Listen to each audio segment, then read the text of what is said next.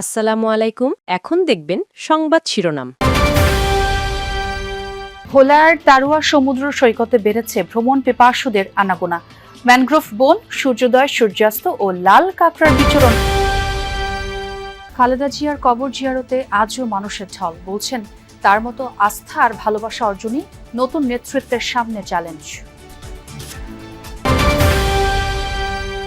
কনকনে ঠান্ডায় জবুথুবু গোটা দেশ। ২-৩টি শৈত্যপ্রবাহে জানুয়ারি জুড়েই থাকবে শীতের দাপট। ঘন কুয়াশায় শাহজালাল বিমানবন্দরে শিডিউল বিপর্যয়। পর্দা উঠল ঢাকা আন্তর্জাতিক বাণিজ্য মেলার। টিকিটিং ব্যবস্থার পাশাপাশি চলবে শাটল বাস। সব ধরনের পলিথিন ব্যাগের ব্যবহার নিষিদ্ধ। এতক্ষণ দেখছিলেন সংবাদ শিরোনাম, এখন দেখবেন বিস্তারিত। শীতে ভ্রমণ পিপাসুদের আনাগোনা বেড়েছে ভোলার তারুয়া সমুদ্র সৈকতে। প্রতিদিনই দূর দূরান্ত থেকে ছুটে আসছেন পর্যটকরা। সৈকতে সূর্যোদয়, সূর্যাস্ত আর প্রাকৃতিক সৌন্দর্য দেখে মুগ্ধ হচ্ছেন। পর্যটকরা বলছেন যাতায়াত ব্যবস্থা সহ বিভিন্ন দিক উন্নত হলে আরও বাড়বে সমাগম। তাল সমুদ্রের গর্জনে লুকিয়ে থাকে এক নীরব প্রশান্তি। প্রবল বেগে আছড়ে পড়া ঢেউ যেন ধুয়ে নিয়ে যায় সব অবসাদ। পর্যটকদের অন্যতম পছন্দ হয়ে উঠেছে ভোলার তারুয়া সমুদ্র সৈকত। ব্যস্ত জীবনের ক্লান্তি ভাসিয়ে দিতে ভ্রমণ পিপাসুরা ভিড় করছেন এই সৈকতে, আর ফিরে আসছেন একরাশ প্রশান্তি নিয়ে। এখানে আসলে প্রকৃতি অনেক সুন্দর, আসলে কোনো ক্রাউড নেই, পাখির কলকাকলি, আসলে ব্যাপারটা অনেক সুন্দর। আপনার সমুদ্রটা একদম নিরিবিলি। আমরা 2 দিনের সফরে এই তারুয়া দ্বীপে ঘুরতে আসছি। জায়গাটা অনেক সুন্দর, অনেক সুন্দর। মানে সবচেয়ে বেশি সুন্দর কি সবুজটা চোখের জন্য অনেক শান্তি। এরকম বিচ আর ম্যানগ্রোভ একসাথে থাকে, এই টাইপের জায়গা আছে কুয়াকাটাতে, আর আছে এটা। এখন কুয়াকাটা যেহেতু একটু ক্রাউডেড একটা ব্যাপার স্যাপার, তো এখানে আমরা একটু নিরিবিলি থাকতে এসেছি। চরফ্যাশন উপজেলার বঙ্গোপসাগরের মোহনায় গড়ে ওঠা তারুয়া সমুদ্র সৈকতে একই সাথে দেখা মিলবে ম্যানগ্রোভ বন, ঝাউবন, লাল কাঁকড়ার বিচরণের সাথে সূর্যোদয় আর সূর্যাস্ত। যে কোনো পর্যটককে মুগ্ধ করতে যা যথেষ্ট।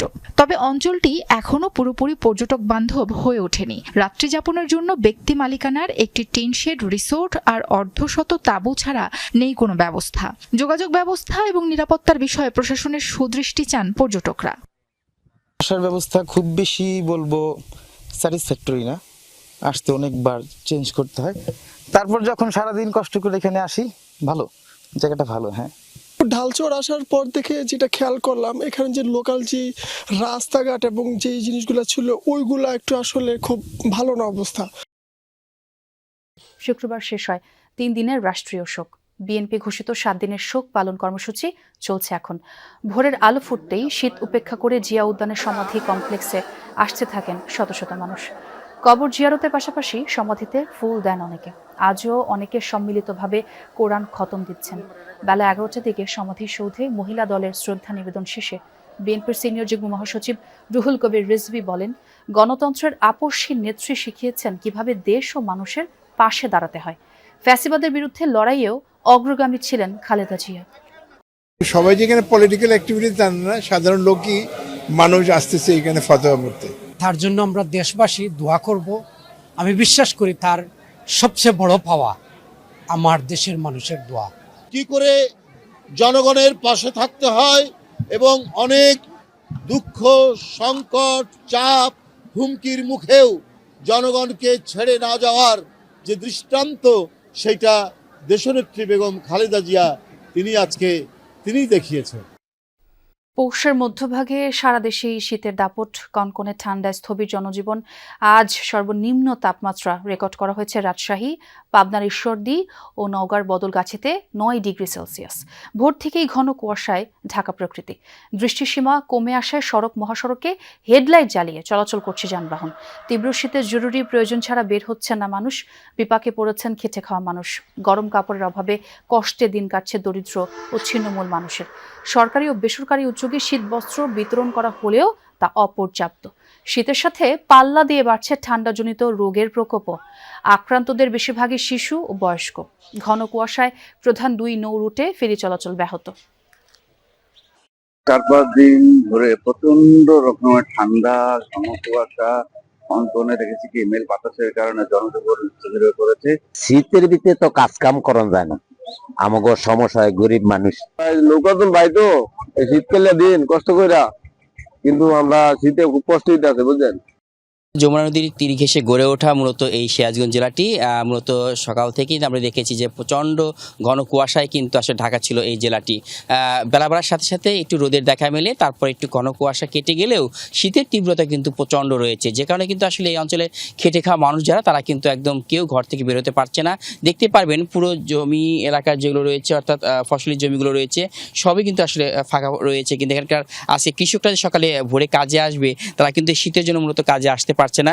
একই সাথে পাশেই কিন্তু যমুনা নদী, সেই নদীতেও আসলে খেটে খাওয়া মানুষ যারা রয়েছেন তারা কিন্তু নদীতে আসবেন, নদীতে এসে যে তাদের যে মাছ ধরা থেকে শুরু করে অন্যান্য যে কাজগুলো রয়েছেন সেটি কিন্তু আসলে তারা মূলত করতে পারছে না। একটি মাত্র কারণ, সেটি হচ্ছে প্রচণ্ড শীত। এই শীতের মধ্যে কিন্তু আসলে এই খেটে খাওয়া অসহায় মানুষ, যারা দরিদ্র মানুষ রয়েছেন, তারা কিন্তু কোনো কাজে আসছে যোগ দিতে পারছে। পর্দা উঠেছে ঢাকা আন্তর্জাতিক বাণিজ্য মেলার 30তম আসরের উদ্বোধন করেন বাণিজ্য উপদেষ্টা শেখ বশিরউদ্দিন।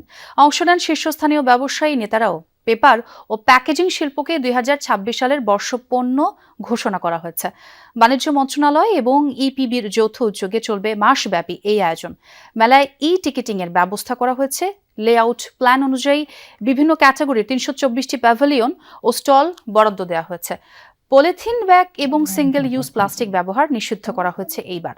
বিকল্প হিসেবে হ্রাসকৃত মূল্যে শপিং ব্যাগ সরবরাহ করা হবে। আর দর্শনার্থীদের যাতায়াতের সুবিধার্থে কুড়িল বিশ্ব রোড, ফার্মগেট, নারায়ণগঞ্জ ও নরসিংদী থেকে প্রতিদিন সকাল 8টা থেকে বাণিজ্য মেলার উদ্দেশ্যে বিআরটিসির 200টিরও বেশি শাটল বাস চলবে।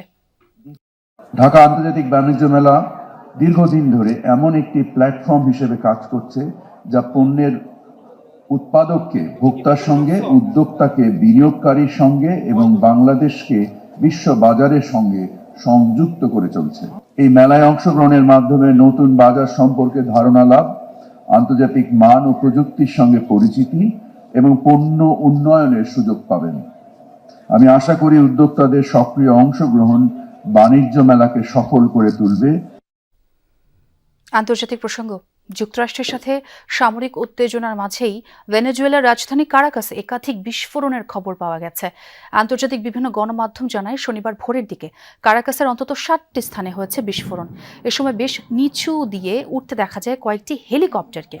বিভিন্ন সংবাদ মাধ্যম বলছে এসব হেলিকপ্টার মার্কিন সামরিক বাহিনীর হতে পারে। ধারণা করা হচ্ছে বিভিন্ন ধরনের অ্যাটাক হেলিকপ্টার থেকে চালানো হয়েছে হামলা। কারাকাসের দক্ষিণে অবস্থিত অত্যন্ত গুরুত্বপূর্ণ কৌশলগত সামরিক ঘাঁটি ফুয়ের্তে টিউনা ও লা কার্লোটার কাছাকাছি হয় এই বিস্ফোরণগুলো। হামলার পরপরই বিদ্যুৎ বিচ্ছিন্ন হয়ে যায় আশপাশের এলাকা। বিস্ফোরণের পর ভেনেজুয়েলার প্রেসিডেন্ট নিকোলাস মাদুরোর কোনো খবর এখনো জানা যায়নি।